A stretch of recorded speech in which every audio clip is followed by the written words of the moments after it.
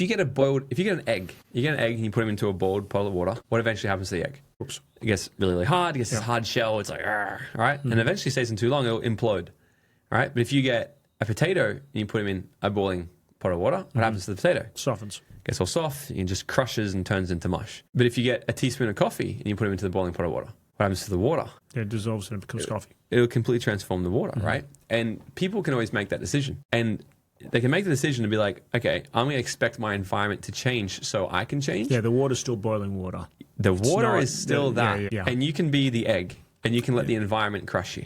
Yes. You can be the potato and let the environment turn you into mush. Or you can walk into any sort of environment and be like, I'm going to transform the environment from within, from who I am. And tell you what, that's always the better place to be betting.